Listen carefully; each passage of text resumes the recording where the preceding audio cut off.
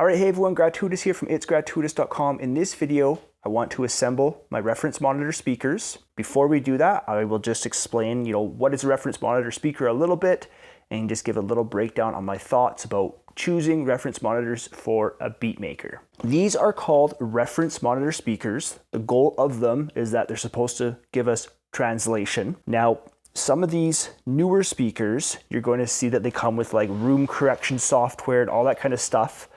I personally don't know how I feel about that because I haven't had the best experience with room correction software over the years when I've tried it. So anyways, this is called an active speaker. And so what that means is that the amplifier is built into the speaker. All you have to do is plug it in, and then you plug in your balanced cable. So either XLR or TRS, just like I shared in the audio interface videos there. You could also see we have some different options to fine tune the speaker.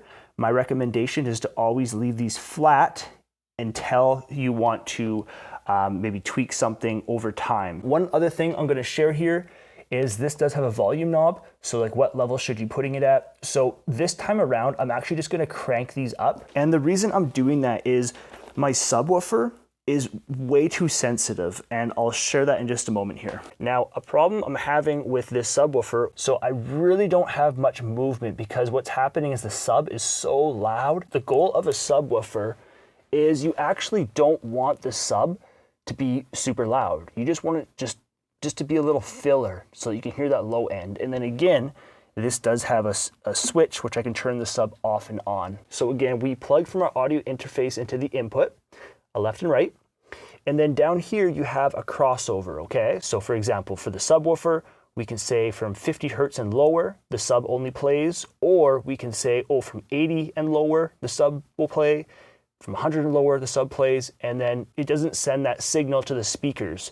So the speakers are only gonna play from, let's say, 100 up, and the sub is gonna play from 100 down. Right here, we have a phase switch. So just like a sine wave, you can flip the phase, because the problem with subwoofers in a small room is that the bass frequencies are super, super long. See, this is getting into a lot of technical stuff, but it's not really about making beats. Okay, a lot of people get stuck here. They start thinking that they need the best speakers, they need to get the proper room correction software, they need to fine tune their speakers just perfectly, but they can't really make good beats because they're not spending enough time in the DAW to learn to make beats. They're more focused on getting that perfect audio sound, but then they're not even going to be able to use it very well because they're not practicing to make their own music. All right, let's just take one last look at the reference monitor speaker before I install it. So again, one's going to be on the left on my speaker stand there and on my speaker stand there. One thing I do want to say is when you purchase speaker stands, the lower quality ones, what they're really doing is just giving you a place to put your speaker. But I just want to share something with you. So listen to this sound. Okay, listen. Okay, so in music production, we don't want anything that resonates like that. And if I put some weight down and tap, so there's not as much resonance as if I don't have any weight. Okay, so in other words, if you look at these speaker stands and you're like, oh, wow, like, you're all set up. These are just kind of cheap speaker stands. Some of the more expensive ones, like they're thick. And a lot of times I think like they're made of wood, and that does not resonate very much. And so therefore, these are just things to think about in your home studio. When it comes to what's the best brand or what's the best speaker, I don't like really talking about that stuff because companies change over time. In a year, in 2 years, the company gets bought out and then it's not the same company anymore, right? So again, what I'm going to be doing is I'm just going to be plugging in my power, and then I'm just going to be plugging in my audio cable, okay? And then that comes from the audio interface. Now, what happens is one goes to the subwoofer, okay? So again, I got my subwoofer in the back right there. So again, we need 4 audio cables in total if you want to have an audio interface, a sub, and a speaker, okay? But if you just have speakers, you only need 2 audio cables, one to the left, one to the right. This one is an 8-inch speaker. If I were to get a new set of speakers, I'm not sure the size I would go because I do have a sub. and it does allow that low end to be heard a lot better. So far, I've enjoyed this. I wouldn't say this is the best speaker, but it's decent. But I am kind of at a point now where it would be nice to test, new speakers, because I've had them for a while.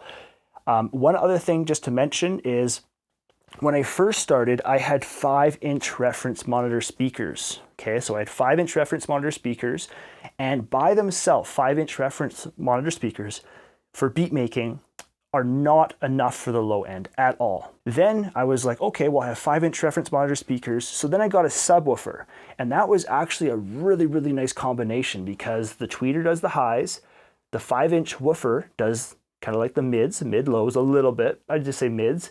And then the sub takes that kind of low mid to lows. The bigger speaker, the bigger woofer here, I kind of find it's hard to get a fine-tuned balance with the crossover for these speakers because the big woofer is trying to almost do too much, right? It's trying to do the mids, the mid-lows, and a little bit of the lows, and then the sub is like the low-lows.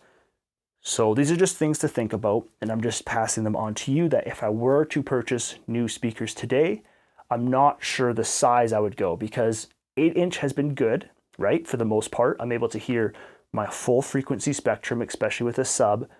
But if I were to get new speakers, I would probably look at a 3-way speaker, and I'm not sure the size. All right, so I'm just gonna plug these in.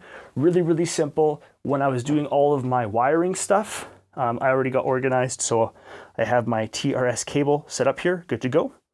And then I have my power cable, which is right here. I just have it wrapped right there, okay? So I'm putting my volume full, okay? This will allow my subwoofer to have more volume, because if it's like this, the subwoofer is way too loud as it is, and then the speakers are way too quiet. I have no control on the sub volume. These settings, again, because I've been out of my studio for a bit now, and I haven't been making beats too actively, I'm kind of forgetting what my room sounds like. So I'm putting everything flat. So the mid EQ, that is kind of like a little bump or a cut. The room control, this is if your speakers are too close to the wall. For the high trim, so again, we can kind of either boost or cut. Now, my mindset behind this is if I was mixing my music, and if my mixes are way too bright all the time, what I would actually do is I'd actually turn this up brighter, okay? And what that's gonna do is when I'm mixing my music, I'm actually gonna be turning down the frequencies. But again, whatever mindset you want, but that's kind of a cool thing to think about. You kind of force the brightness for you to pull it back if it's too bright. And the same thing with like the mid stuff. Like if your music is too muddy, then maybe you want to boost it up, and then that way you're going to pull it out of your music a little bit. But again, it's all about, first of all, your room, learning your speakers, and then also learning how to mix. And then for the low cut, usually I was finding around 80 was good with the subwoofer. Okay, so again, if this is by itself flat, with the subwoofer, I was finding around 80. But I think I'm going to start at flat because, again, I'm just going to start fresh ears. And as I start getting back into beat making and mixing and all that kind of stuff, then I'll fine tune as I go. A nice thing about the speaker stands, even though these aren't the highest quality speaker stands, they still, one, allow my speakers to get off of my desk, which is really, really nice. It also allows my speakers to be a little bit further, well, it's not set up yet, to get like that equilateral triangle. And then also I can spin my speaker to plug in my stuff, and then when I'm done, I can just rotate it back. What I want to say here is, yes, we're plugged in, we're good to go, but what I do is I leave these on, and then again, that is the reason why I have this power switch on the side of my desk, so that I can simply turn it on and off from here. When it's on, it's got a little light there. So again, just look at that light, turn it off, and there it's gone. Because when you set up your speakers on the angle that you like, you don't want to have to go back there and touch things because, the speakers are going to move and stuff a little bit. So once you get them set up the way you like, then all I have to do is, again, just turn it off and on with my power switch there. So again, I am only telling you guys these things just for workflow, things that I've just kind of discovered over my years about, how can I make things easier and get like the experience that I'm looking for. Okay, so again, we're not looking for the highest quality, We are just looking for enjoyment as well as results. And so even if you're not in a perfect room, I think the most important thing is, again, just making sure that the volume balance is very similar from each speaker. And the second thing is making sure that the speakers are as close to even off the walls as possible. And I usually would just use like a tape measure for that. But you know, if your one speaker's like 10 inches to the left, and then this one's like 1 inch to the right or something, you know, there's quite a bit of difference there. Again, it's all about knowing workflow, knowing how to make beats, and then testing. All right, so this is just a quick little overview of how to set up reference monitor speakers in your home studio. Plugging them in is pretty straightforward. Picking the speakers is a little bit tricky, you know, what brand you want to go with, but plugging them in is easy. You got your power, you got your audio cable. These are active speakers, so you simply just plug them into the wall. If you do purchase speakers that require an amplifier, a lot of times those are more expensive. You're getting into more premium speakers. You just want to think about symmetry, right? That it's kind of coming in at like the point of that triangle, and then just volume balance, okay? You know, yes, my tweeter's blocked, which is not ideal. Hopefully my cutting that pole, fixing the screen is hopefully going to fix that. But if it doesn't, I'm at least happy for workflow for when I do my training and stuff like that. And then again, I can test on other audio systems once I do the bulk of the work in the studio. If you guys would like to learn FL Studio, check out my free book called 5 Keys to a Successful Beat. So simple it becomes creative. Get it by going to itsGratuiTous.com/5 keys.